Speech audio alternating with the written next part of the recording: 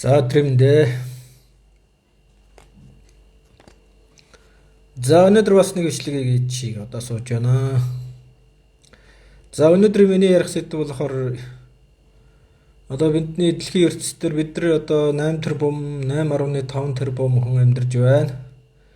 Энэ одоо 8.5 тэрбум хүн чинь одоо хоёр бүлэгт хуваагдаж байгаа шүү дээ. За ерөөд нь ингээд юугаар нь хаагаад байна вөхөр нэг ерөөд нь хүйсээр нь хааж байгаа маа. За хагас нэрхтээ хагас нэмхтээ ингээд одоо эр хоёр бүлэг ийм хүйсээс бүрдсэн хүмүүс энэ дэлхий дээр амьдарч байна. За тэгээд яг бурхан багшийн сургаалд арга бэлгийн ухаан гэж ярьдсан юм л да. Тэгэхээр аргын тал нь болохоор эрэгтэй хүн, бэлгийн талыг бол эмэгтэй хүн төлөөлдөг гэж үздэг. За ингээд ийм одоо хүйсээр бол хоёр төрөл хуваагдах юм бүлэг хүмүүс энэ дэлхий дээр амьдарч байна.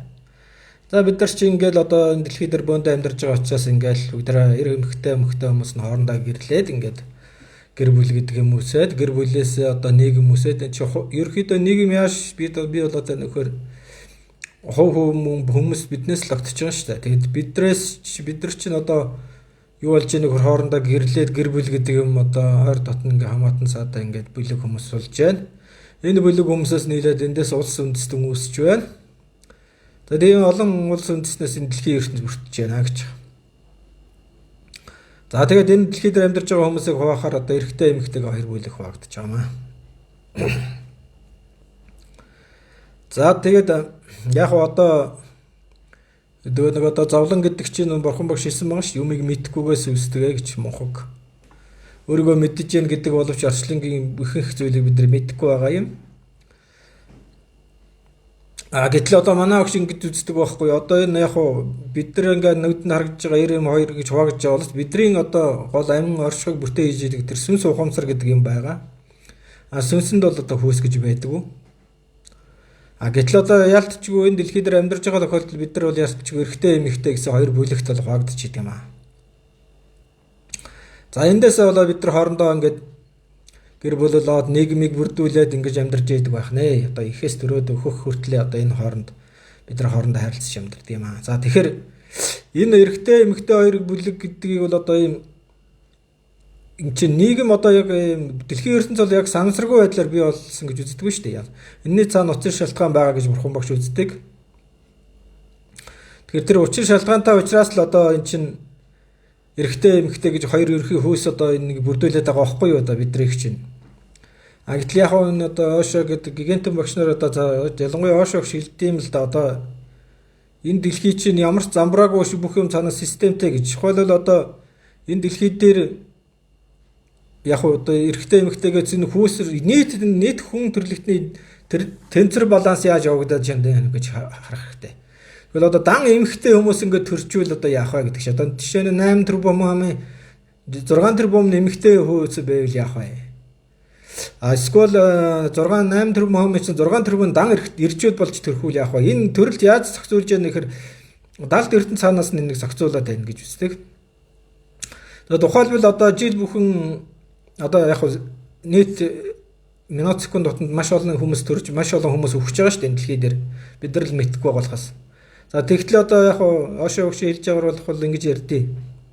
За нийт ихээс ингээд жил дотор төрж байгаа яг 100 хүнээр төлөөлөд үзье л жилд 100 хүн төрдөг юм а гэж үзвэл одоо нийт бол нэг 120 орчим эрэгтэй хөгд төрдөг одоо тэгээд яг эмэгтэй хөөсийн хувьд бол бас нэг 100 биш 100-аад л эмэгтэй хөөстэй хүмүүс ингээ байнга төрж идэг гэж үздэг юм байлээ. Тэгээ яг нөгөө тэр 120 төрсэн эрэгтэрээ хөөсний тоо чи ингээл амьдралын явцдаа ингээл ялангуяа эр хөөснөө чи тийм эрсдлээ хүлээдэг учраас үхэж өргөх магадлал маш өндөр байдаг. Тийм учраас одоо ингээл амьдралынхаа явцад ингээл цөөрсөөр бол тэр чи нөгөө нас ороход тэр янз бүрийн эрсдэл үүсээр байгаа л яг ингээл 100 дээр очиод ингээл яг ингээл 120 хүн эрэгтэй хөх төрлөөхөд 20 одоо бүтлэг болж идэг. Тэгээ 108 дөлдөл ингээл 100 охидд бол халчингуу гайгүй байдаг. Нас орлт бага байдаг учраас ингээд 100 хүн 100 хүн ингээд эрийн баланс ингээд цаанаасаа ингэж баригдаж идэм а гэж үздэг юм. За тэгээд яг Одоо амьдралын хамгийн том асуудал чинь нөгөө бурхан багш би одоо би гэдэг мунхаг үзлээс мэдхгүйгээс үүдэлтэй гэж үздэг шүү дээ. Тэгэхээр энэ эрэгтэй хүний чанар, эмэгтэй хүний чанар гэдэг одоо төрлөх чанар гэж байд юм аа гэж үздэг. Тэгээ энэ хоёр шал өөр ертөнц байд юм аа гэж. За эрэгтэй хүмүүсийн шин чанар нь ямар байдаг вэ гэхээр ерөөсөө тийм алсыг харах чадвар их сайтай байдаг. Тухайлбал одоо бид нар ингээл яг хөө эрх үсээр ингээл мэрэгжлийн онцлогийг ингээ харахаар дандаа эрдэмтэд мэрэгд энэ одоо ялангуяа энэ шатрын ингээ компьютер ингээ янз бүрийн шинжлэх ухааны технологийн мэдлэгт ингээл одоо эрхтэй хүүс их давмгаалж яадаг. Энийг бол бид нар амьдралаас харж илээд гэл да. Тухайлбал одоо ингээл бид нар чи ингээл сургууль сурж байхад математикийн олимпиад шатрын тэмцээн гэхэд дандаа тэр мундагууд нь бол дандаа эрхтэйчүүд ингээл тооны мундаг олимпиадад дандаа эрхтэй хүүс давмгаалдаг чи энэ нөгөө эрчүүдийн хүүстэй онцлогтой холбоотой. Тийм учраас тэр нөгөө сэтгэн бодох чадвар тэр нь бол эрэгтэй хүндээ их давмгай байд юм байна гэж. Гэтэл эмэгтэй хүн бол тэрнээс шал эсрэг. Тухайлбал одоо нөгөө эрэгтэйчүүд чинь одоо гэртээ байгаа энэ оймс гутал бандаашаа олдгүй мөртлөө саран дээр одоо юу байгааг ингээд судалсан NASA-гийн том эрдэмтэн чинь дандаа эрэгтэй хүмүүс байдаг шүү дээ. Тэр нөгөө алсыг харах чадвар юмыг энэ их хол хардаг. Гэсэн мөртлөө гэртээ доторх байгаа юм олдгүй тийм нэг сонио онцлогтой. Одоо эмэгтэй хүн гэхээр яг эсрэгээрээ байдаг. Эргэн тойрны юм ол ингээл сайн мэдээдэг боловч тэр алсын хараа жоохон эрэгтэй хүнийг бодож жоохон дутмаг байдаг юм аа шээ. Тэр нэг байгалийн онцлог юм байна л да. Тэрийг бид нар юус мэддэг. Тийм учраас эмэгтэй хүн яадаг хөр гэр төвтэй. За яг одоо манай эмэгтэйчүүд яг дээр үесээ эмэгтэйчүүдийг одоо урт үстэй ухаан богинотой гэж хэлдэг нь одоо юунаас үүссэн юм бэ гэдэг ингээд судлаад үзэхээр ерөнхийдөө л эмэгтэйчүүдийн гэр төвтэй байдаг учраас эмэгтэй хүнд чинь маш олон үүрэг хариуцлага байгаа шүү дээ. Гэрийнхээ одоо хүүхдээ асар нөхөртөө санаа тавих хэрэгтэй, ажлаа амжуулах хэрэгтэй гэл эргэн тойронд нь маш их ажил овоорж яадаг учраас эмэгтэйчүүд тэр өдөр тутмынхаа ажилдаа түүртэй тэр алсыг харах чадвараа жоохон эрчүүдээс хоцрогдоод байдаг. Тэрнээс ерөнхийдөө бол яг оюуханы потенциалын хувьд адилхан боловч ерөнхий шинж чанар гэж байна шүү дээ. Ерөнхийдөө энэ чинь бол одоо эмэгтэйчүүд тийм гэдэг нь 100% гэсэн үг шүү дээ. Ерөнхий чиг хандлага юм байна гэж. Яг уу эрэгтэйчүүд дотор эмэгтэйч байдаг одоо эмэгтэйчүүдийн дотор ч гэсэн иршүүд эмэгтэйчүүд байж лээдэг. Гэхдээ ерөнхий чиг хандлага нь бол 80%-аас дээш ийм шинж чанар байд юм байна гэж. За тэгээд вэд бол энийг ингээд эртнээс одоо вэд чинь 5000 жилийн өмнө бичсэн ном судар байдаг байхгүй юу. Тэгээд энэ эрэгтэй хүн яагаад ийм байдгийг эмэгтэй хүн яагаад ийм байдгийг чинь бүр вэд 5 наснаас нь эхлээд одоо ялангуяа охтуудад эрэгтэй хүнтэй яаж харьцах вэ гэдэг юм заажсэн тийм одоо онол сургаал байд юм билий. Яг бол нөгөө эрэгтэй хүний онцлогоо мэддэг байжлаа. Тэд нар эрэгтэй хүмүүстэй яаж харьцах вэ? Багаас тэгээд нөгөө эрэгтэй хүний харьцаа сурцсан ингээ хүмүүс чинь одоо нөгөө гэр бүл болохоор энэ чинь янз асуудалгүй ингээд тэр цааш нь зохицуулж чадчих байгаа байхгүй юу. Гэтэл одоо бидэрт бол тийм социализм үеэс ахвал тийм уламжлал байсангүй. Одоо л жоохон яг шашин янз бүрийн одоо 70 ухамсар гэх янз бүрийн юм судлаад мэдчихлээ байна. Тэгэхээр эрэгтэйчүүд чинь болохоор одоо энэ хүйс сэтгэл зүйн онцлогоос бол ингээд харагдаад байдаг хэвээр мэрэгжилтээр харагдаж байна. Одоо ингээд эрэгтэй хүн чинь нөгөө эгогоор амьдардаг амтан гэдэг байгаа шүү. Тэнгүүт одоо ингээд цэрэг аримт дандаа яаж ирчүүд байж шүү. Нөгөө эго ихтэй учраас тэр эгог чинь эрчүүдийн л онцлог учраас тэндэл явж байдаг. Тэгээ одоо сэтгэл санааны асуудлаас болоод шоронд хоригдож байгаа нийт хүмүүсийн хүйсийн балансыг харуул 80% нь эрэгтэйчүүд байгаа шүү дээ.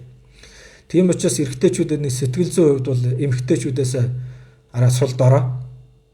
Өөрийнхөө уур бухимдал сэтгэл санаагаа юм яаж авах тал дээр арай эмэгтэйчүүдээс тутмаг байдаг учраас тэндээсээ болоод гэмт хэрэг янз бүрийн асуудалд ороод ингээд шоронд ороод очин бол эрэгтэйчүүдийн дутагдaltaй тал байгаа маа. Энэ бол хүүсний онцлогтой холбоотой. Тэр галзуур солиорж байгаа одоо сэтгцэн эмнэлэгт очиод үтсэн ч гэсэн тэр нийт галзуурж байгаа хүмүүсийн бараг 80% л одоо эрчүүд байгаа шүү дээ. Тэгэхээр эрчүүд сэтгэл зүйн хувьд бол ийм жоохон эмэгтэйчүүдээс өөр байна.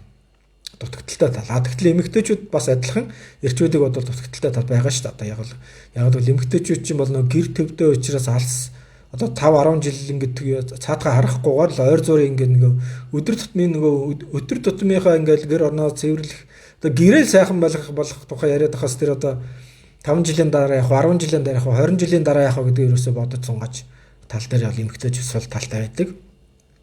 За ведэд ингээд эрэгтэй эмэгтэй хоёр хүний тухай онцлогийг ярьсан юм. Ялангуяа SoundCloud бол подкастууд маш олон байгаа. Тэр тухай бид нар сонсч үзэх хэрэгтэй. За тэгээд тэнд өгүүлснээр юу гэж нөхөр эрэгтэй хүн одоо яг манай ах шиг ингэдэм л да. Хүн бүхэнд эрэгтэй чанар, эмэгтэй чанар айл нь хосолж байдаг юм а гэж. Хоёулаас хамт байдаг. А тэр одоо ингээд ведийн юунаас ном судраас үзээд ахаар яадаг вэ гэхээр ингээл бид нар чи ингээ нөгөө олон төрөлд амжиж энэ одоо маш олон өмнө төрөлд маш олон төрлийг аваад маш олон амьдралаад маш олон амьдралын ухааныг сураад ингээл одоо хүртэл ингээ явж ирсэн байдаг.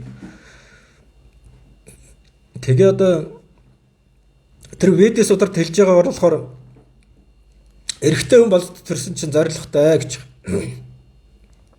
За яадаг вэ гэхээр тэр ведид одоо би тэр SoundCloud-д ярьсан юугийн лекц юуг нь одоо тэр подкастыг линк хэлбэрээр би оруулчин тэндээс та нараас давхар сонсоорой.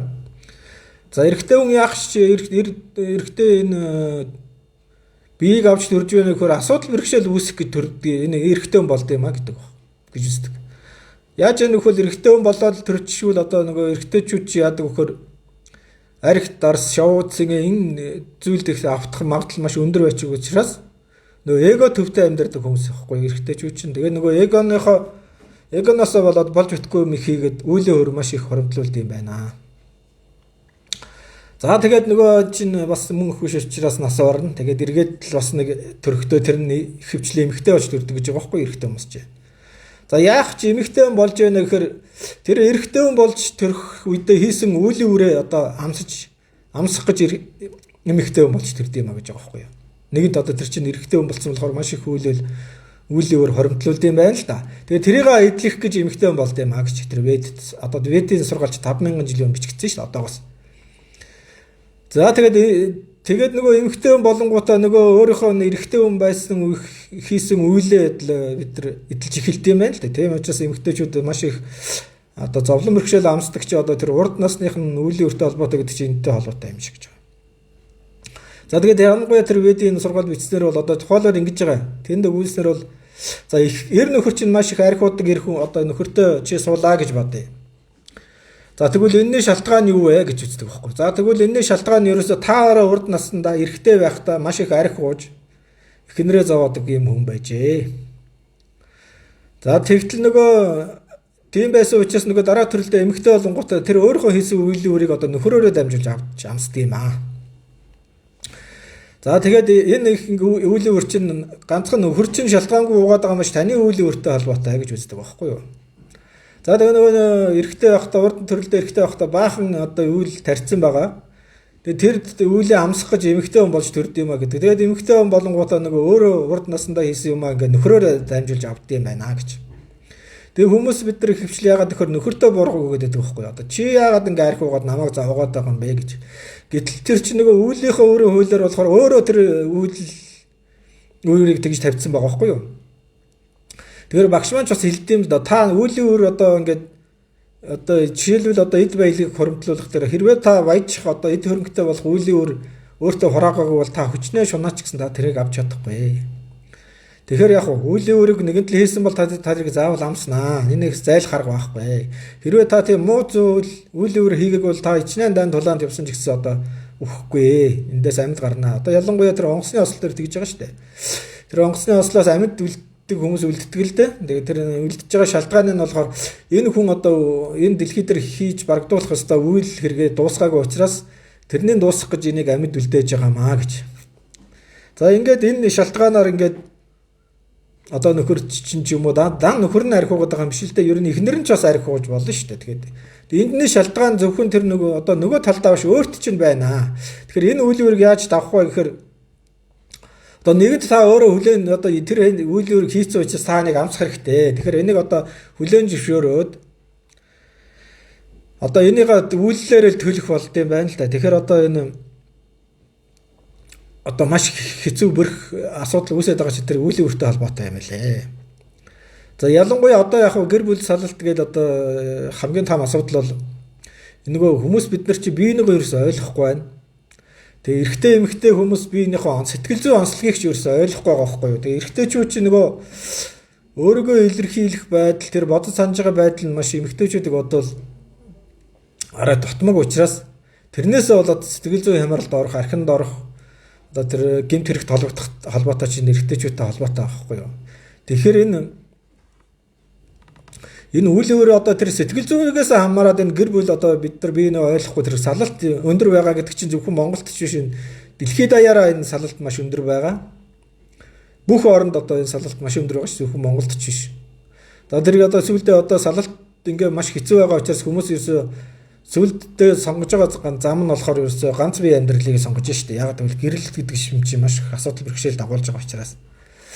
Тийм учраас одоо энэ салалт их өндөр байгаа чинь эмэгтэйчүүд нь эрэгтэйчүүдийн сэтгэл зүйн онцлогийг ойлгохгүй байна. Эрэгчүүд нь эмэгтэйчүүдийн сэтгэл зүйн онцлогийг ойлгохгүй байна. За манай огш бол хэлдэг юм л да. Эрэгтэйчүүдийг бол одоо ингээд эго төрөвтэй амтан одоо тийм төвтэй хүн байдаг учраас эгог нь битээ дараа гэдэг. Яагаад вэ? Эрх хүн гэдэг амтан чи одоо нийгэмд ингээ гараад одоо бид нар шиг компани ингээл янз бүрийн бизнес хийх гээл хүмүүстэй харьцна. Тэгээ бизнес тэр гадна орчноос маш их дарамт бид нар авдаг. Одоо яг нэг гэр бүлээ дэжихийн тулд ажил хөдөлмөр хийн. Тэрний тулд хүмүүстэй муудаж хэрэлдэн янз бүрийн асуудал болно. Ингээд маш их дарамт авдаг. За тэгээд нөгөө дарамтаа аваад ингээд нөгөө тэр чинь мөнгө олох чинь анхаархан биш шүү дээ гэр бүлээ дэжих. Тэгээд дарамт аваад ингээд өчнөө юм сонсчоод ингээд гэртээ ирэхэд нь дээр нь ихэнэр нь ингээд янз бүрийн дарамт үзүүлээд тахаар тэрийг ингээд эрхчүүд тэсдэггүй. Тийм учраас эрэгтэйчүүдээ эгондор битээ та нар дэвшлээрээ гисгээрээ тэрнийхээ оронд одоо эрчүүдээ урам зориг өгөөд ингэж яваа гэж сургадаг. Харин эрэгтэйчүүдэд хандаад юу гэж хэлэхгүйгээр одоо та эхнэр чинь карт авъя гэвэл одоо мөнгөний чинь картыг авъя гэвэл үгүй. Тэр эхнэр чи одоо тэний бүх авсан мөнгө чи ингээд тэнэгэл хүн биш бол одоо тэр чи бүгдийг үрхэхгүй шүү дээ. Ягаад гэвэл тэр чи нөгөө тэр мөнгийг авах гэж олох гэж ямар их зовлон бэрхшээл туулсан бэ гэдэг эрхэвч тэр хүн чи ухаантай бол мэднэ. Одоо яг тэнэг хүн бол одоо тэрийг ойлгохгүй л дээ.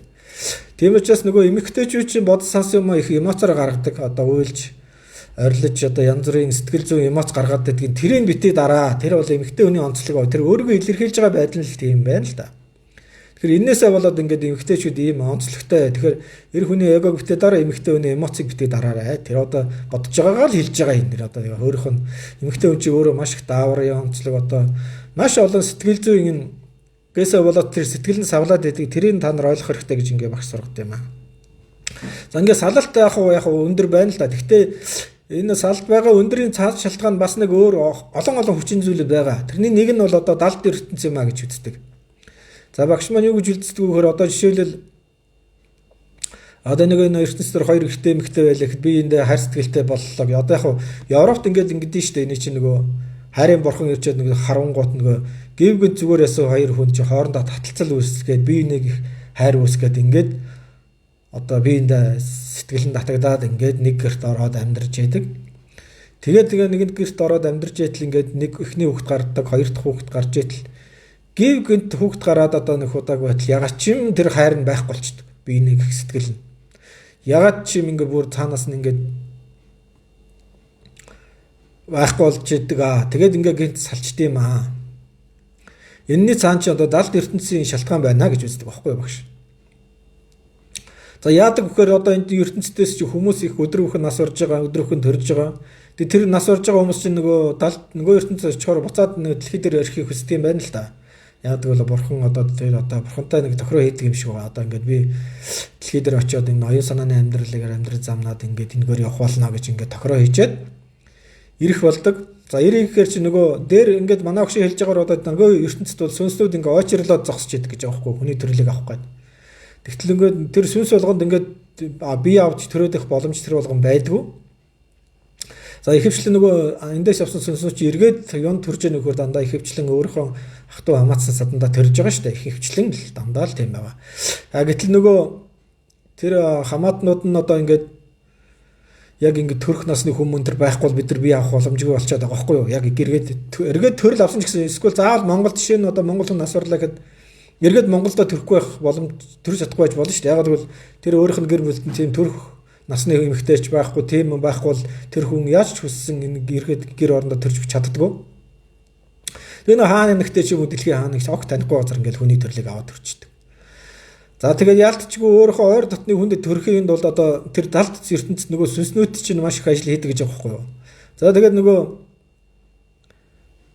тэр далд ертөнцид байгаа сүнс чинь энэ ертөнцийн гэр бүлдээ ирэхийн тулд тэр хоёр хүн аав ээж хоёрыг хоорондоо тэр ойр дотн болох харилцааг тэр цаанаас нь зохицуулаад За тэгээ нөгөө тэрнээс нь болоод ээж аав нь хоёр нь хоорондоо танилцаад ингээд яг хүүхэд нь болж төрлөө. Тэгээ нөгөө сүнс чинь нөгөө далд ертөнцийн ажлаа хийгээд ямар ч гэсэн дэлхийд ирчихэж байгаа юм. Тэгээд тэрний дараа ерөөсөө нөгөө үүрэг нь биелэгдсэн учраас тэр сүнс л одоо тэр далд ертөнцид байгаа сүнснүүд хамгийн гал зорилго нь дэлхий дээр ирэх зорилго байдаг. За тэгээд дэлхий дээр ирэнгүүтээ нөгөө гол юм одоо бусд нь бол нэг чухал тоосдгүй юм байна л да. Тэгээд нөгөө зорилго нь биелсэн учраас нөгөө тэрнээсээ болоод нөгөө аав ээжээрээ таталцж ирсэн байдал нь байхгүй болоод ингээд нөгөө аав ээжээр нь гиг гинтх ингээд хоорондоо салдаг чи нөгөө бие нэг сэтгэл байхгүй болоод энэ олон тохиолдлууд одоо маш олон яг нийт салалт бол ихэнх нь хөв биш ч гэсэн дор хаяал одоо 3.1 юм уу одоо 30-аас 40 одоо нэлээд өндөр хөвтэй байдаг гэж үздэг. Урд нь ягаад ч юм ингээд зүг зүгээрээс амьдарч байсан асууд хүүхэд нь гарлаа тэгэл ягаад ч юм ингэ за битэр бол ерөөсө болохгүй байна гэл ингээ хоёр тишээ болчиход байгаа чинь энэ нөгөө далд ертөнд сүнснүүд ингээд энэ дэлхий дээр ирэх гээд энэ зохион байгуулж ягаад байгаа юм а гэж багш маань хэлдэг байхгүй. Одоо яг тэр багшийн хэлсэн мэдлэгийг би линкээр энэ доор оруулчихъя. Тэгээд одоо энэ ийм байдлаар ингээд нийт одоо салтын ихэнх хувийг энэ одоо далд ертөнд хийж байгаа шүү гэж үзээд байд юм а. Тэгэхээр одоо хүмүүсийг одоо ингээд салаад байгааг нь одоо бид нар шууд л одоо чи бол чимс болоо саллаа, энээс болоо саллаа гэж хэлж ерөөсө болохгүй юм байлээ. Тэний цаана далд ертөнцийн хийж яж байгаа ажил маш өндөр хөвтэй байд юм байна. За ерөөхдөө манай багш бол энэ дээр юу гэж хэлдэг вөхөр одооны хүмүүс бол харах хайр сэтгэлээрээ би гэрэлж яана гэдэг ингээ гэрэлждэг. Тэгээ яг явцын дунд чинь амьдрал саад бэрхшээл тохиолно, сайн үйлдэл тохиолно, маш олон юм зохиодол ирэхээр сүулдэ яалтчгүй ингээд ховд тавилна ингээд нийлэхгүй учраас хоёр тишээ болж яадаг. Гэтэл одоо манай энтгийг болон бусад энэ төвд болон Монгол оронд ядч гэрэлжсэн гэхээр одоо 6 гаар гэрэлжсэн. Ялангуяа одоо хүүхдээ ингээд төрөөл одоо 5 нас хөрөнгөт аав ээжүүд дээр үед монголчууд яадаг байс гэсэн бэ гэвэл лам багш нар дээр очиод хүүхдийнхээ он насыг сарыг үзүүлээд тэгээд одоо жишээл өөрт нэг хүү төрлөө гэхэд одоо хүүхээ 5 нас хөрөнгөт лам багш нар очиод за манай хүү одоо ингээд 90 цай төрөөл гэрлүүл энэ одоо ямар хүнтэй гэрлүүл зохилтой гэдэг ингээд 6 ч асуудаг байсан юм байл. Тэнгүүт нөгөө тэр хавийн одоо тэр нутагт хавийн ойр хавчмаас ингээд ойролтой ижил төрлийн айлуудын хүүхдүүдийн ингээд 6-гийн зуруулаад үзэхээр за энэ айлын энэ охин одоо энэ зурлаг номосоор ингээд их сайн зууж яана гэхээр тэрнийхэн дагуу бэр гуйгаад тэгээ энэ хоёр ингээд лам багш одоо 6 ч ингэж үтсэн учраас энэ хоёрыг гэрлүүлье гэдэг ингээд гэрлүүлж исэн. Тэгээ тийм гэрлэлт бол маш удаан хугацаатай сал сарнихгүй маш их оломттой маш их амьдралын сайхан илүү олон мөр хөвгтэй ийм гэрлэлтүүд бол зөндөө байдаг. Гэтэл нөгөө хайр дурлалаас гэрэлсэн гэсэн хосууд бол их хвчлэн одоо бүтлгүүдэх тохиолдолж би гэхдээ яг одоо яг бүтсэн тохиолдолж бас байгаа л да. Гэхдээ тэр чинь болохоор одоо далд тэр нөгөө 6 ухаан дээр од гаргасан нөлөөллийг ерөөсө тооцоог гэрэлж байгаа байхгүй юу? Тэгээ нөгөө яг энэ чинь юм хоёр талтай юм байна. Ингээд жишээ 6 ухаанаар ингээд гэрэлсэн хосууд бол одоо ерөөсө анхандаа ингээд нөгөө хоёр танихгүй нэшээ авчаал нэрвчж байгаа шүү дээ. Тэнгүүд нөгөө анхны үедээ маш хэцүү байсан боловч нэг хэсэг хугацааны дараа тэрийг авахаар ерөөсө энэ чинь нөгөө цаад цогцлон зөв байсан учраас тэр чинь маш их амжилттай болсон тохиолдол маш олон байд юм байлээ. Тэгэхээр юм хоёр талтай. Тэгэхээр 6-аар гэрэлж байгаа гэрэлт бол маш их үндэстэй байд юм байлээ. Тэгэхээр энэ аргыг бол эртнээс монголчууд мэдчихсэн учраас энэ аргыг ашиглаж ирж байжээ. Тэгэхээр энэ арга бэлэг буюу энэ гэр бүл энэ эрэгтэй эмэгтэй энэ хүүсний ялгаа чи ингэж буудаг юм аа. Тэгээ одоо энэ тал дээр бол ялангуяа тэр Оошо гүшийн Үлгүү Адар гэж нэг ном байд юм аа. Та нар тэнийг уншаарай. Тэрэн дээр болохоор гэгэрсэн эрэгтэй ба эмэгтэй хүмүүсийн онцлог ялгааны тухай ярьсан байдаг. Ялангуяа гэгэрсэн эрэгтэйчүүд одоо яадаг вөхөр маш их тийм өөр чанартай болсон биш. Будда багшин бурхан багшийн энэ төр ном киног үзэхээр маш тийм яг эрэгтэйлэг гэж хэлэхээргүй тийм чанар харагддаг нь одоо тэр нөгөө бидэрт байдаг арга барилыг чанарын нөгөө далд байсан эмэгтэйлэг чанар нь илүү их тодорч гарч иж байдаг гэж үздэг. Тэгэхээр тэрэн дээр бол эрэгтэй эмэгтэй хүний тухай ялангуяа гигантнуудын тухай хэлсэн байдаг. Та бүхэн тэндээс үзээрэй. За ерөөхдөө нэг энэ хоёр юм бол одоо арга барилыг нэмэх хасах зэник гэдэг шиг энэ хоёр хүсний ялгааны тухай миний олдс мэдсэн зүйл нэг иймэрхүү байна. Тэгээд яг хуу бичлэг маань хитрхи урт болох учраас өнөөдөр яриагаа энэ төрөд дуусгах гэж бодож байна. За баярлалаа.